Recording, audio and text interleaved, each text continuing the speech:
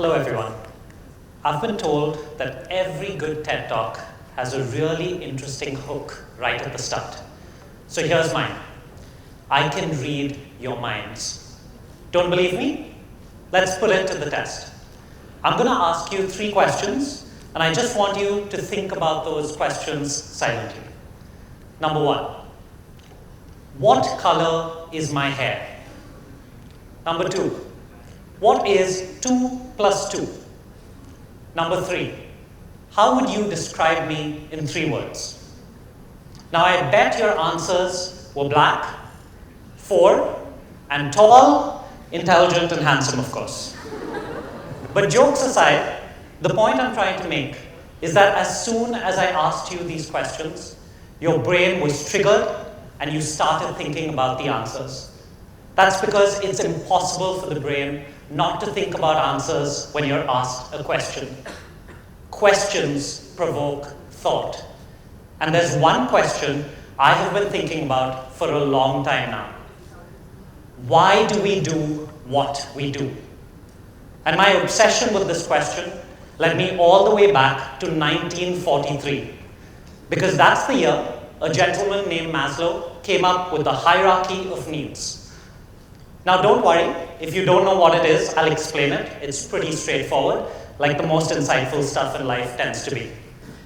Maslow stated that as humans, we are motivated by different levels of needs. There are 5 levels, and once we fulfill one level of need, we focus on the next. The 5 levels: first, physiological, roti, kapda, makan. Next, safety, health, security. Third, love and belonging, relationships. Fourth, we start to enter the murky world of esteem, recognition, status. And finally, 5, right at the top of the pyramid, self-actualization, discovering and maximizing your full potential. Now, when I came across Maslow, I thought this made all the sense in the world. It was so clear, so well structured, so well thought out. But over the past few years, I've started to question whether it's really as universally applicable as I thought it was. I mean, 1943 was a long, long time ago. A lot has changed since then. India, for one, is a strong, proud, independent country. The internet exists. And lest it be forgotten, we just went through a global pandemic that changed the world forever. So I think it's about time we start reframing and start asking a new question on whether Maslow actually explains our needs and our wants in the way we think. Now, I can't speak for all 8 billion people on the planet. I can't even speak for 1.5 billion Indians. I know I am very privileged and I can't dare to connect with, empathize, and therefore speak for vast amounts of the country. But what I can do is speak for myself. I'm an urban Indian, 90s kid. And if my Googling last night was accurate, there are 150 million of us. Personally, I don't think Maslow cuts it anymore for me. It doesn't make me sense of the world or help me answer the question, why do we do what we do? Now let me tell you why I feel this way, with a little bit of a personal story. Because of my parents' incredibly hard work and belief in education, and because I had friends who were willing to teach me trigonometry night after night, I applied and was accepted to study business in the UK. And my good fortune didn't end there. I was fortunate enough to get a job in consulting in London right after graduation. I had hit the lottery. I had great experiences, met great people, learned an awful lot, all while they were paying me quite a bit of money. I thought I had made it. But unfortunately, a year or 2 in, something really strange started to happen. My morning showers started to get really, really long. 10 minutes became 15, 15 minutes became 20. For about a month, my flatmates had to bang on the door every morning so that they had a chance to get ready because I was getting to the 30-minute mark. I basically lost my drive to get to work every morning. I was wondering what's happening. Because according to Maslow, I was smashing it. Physiological needs, check, enough money coming in for that. Safety needs, check. They even gave me private medical insurance that covered dental care, which was very nice. Love and belonging, check. I had friends and colleagues who turned into lifelong friends. Esteem, they promoted me in a couple of years and I started to feel really good about myself. And 5, self-actualization. I genuinely thought I was being the best version of myself.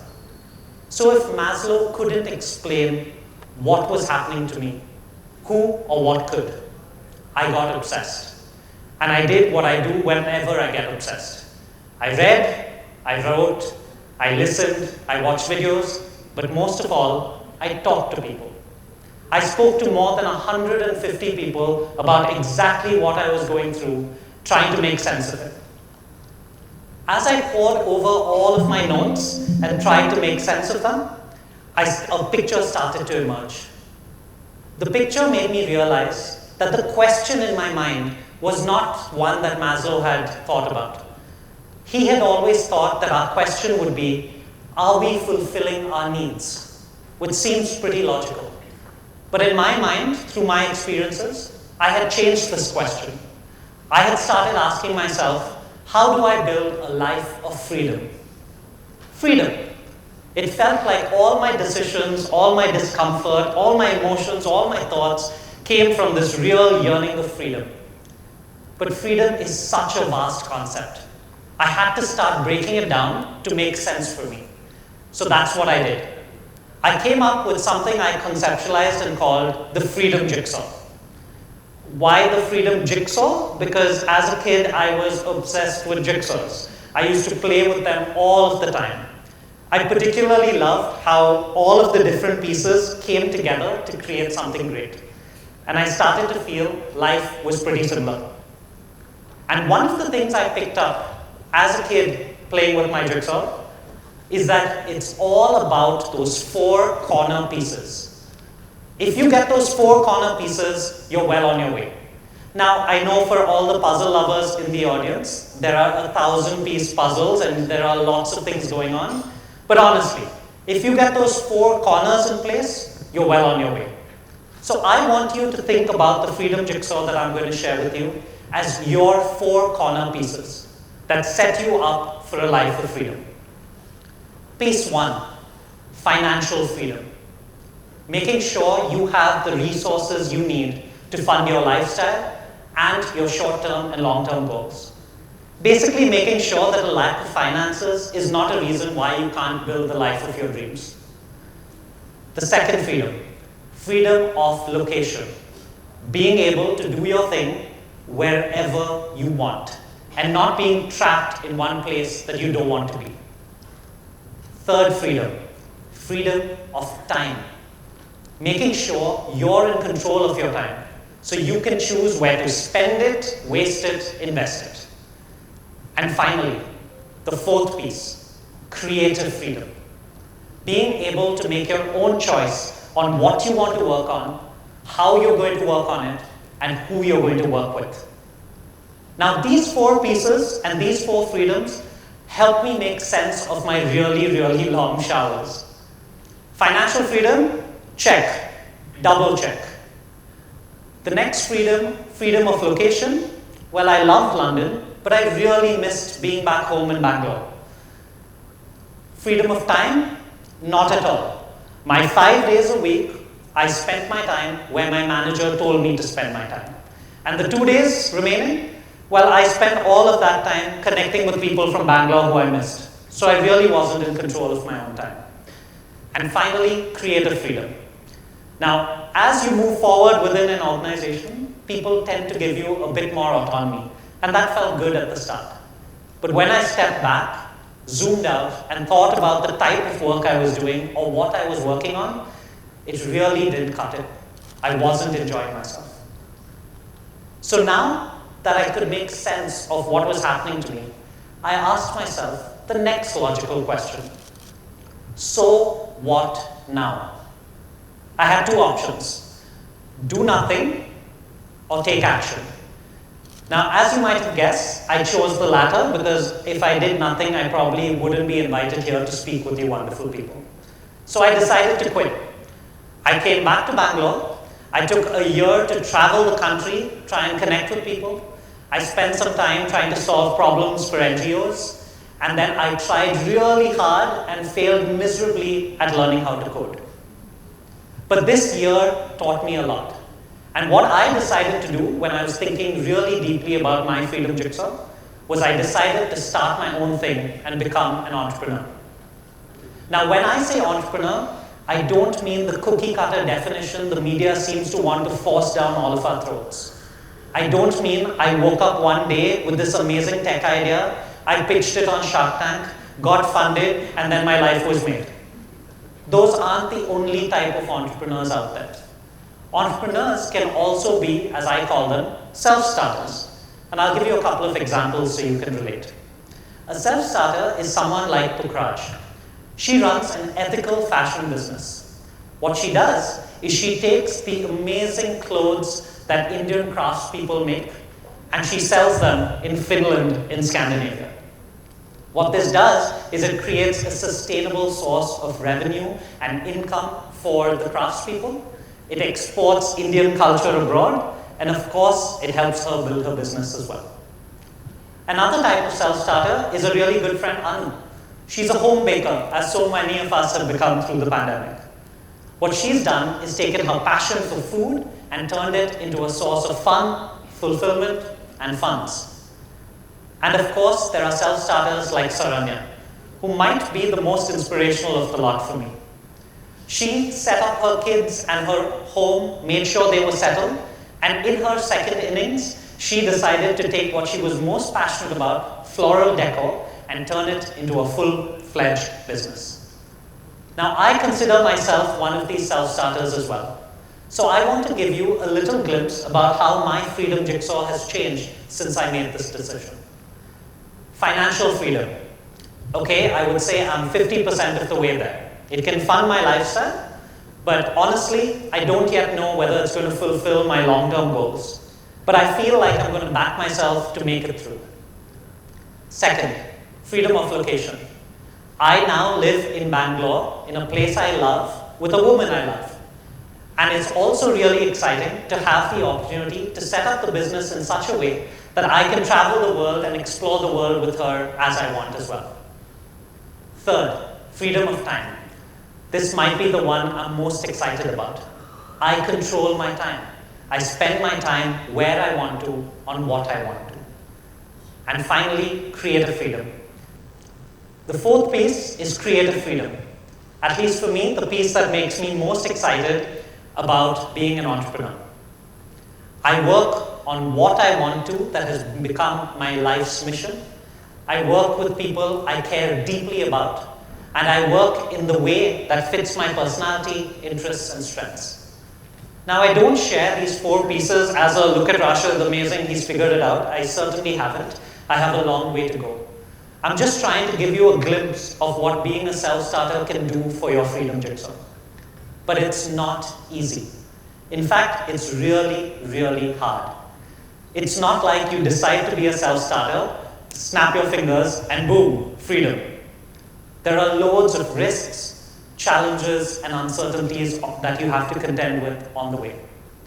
But there's one challenge that connects all self-starters together. One challenge that you feel as a self-starter, no matter what industry you're from, what stage your business is at, or what background you come from. Now, instead of just telling you about this challenge, I thought I could help you all go through a really mini experience of it. So if you would humor me, I'm going to request you to close your eyes for a minute. Don't worry, my handsome face will still be here when you open it. Okay, so just for 2 minutes, just close your eyes. Okay. I now want you to imagine that you're at the foothills of the Swiss Alps. There are snow-capped mountains everywhere. It's gorgeous. And in the distance, you see a wooden cabin on top of one of the snow-capped mountains that represents freedom to you. You're really excited and ready to go. You jump into your car, close the door, start the engine, And with all the sense of adventure in the world, you start your journey. You start driving up, but oh no, halfway up, you get a puncture. You've got to spend hours on YouTube learning how to fix a puncture, and then in the middle of the Swiss Alps, fixing it. Because of the time you've spent there, it's now gotten dark.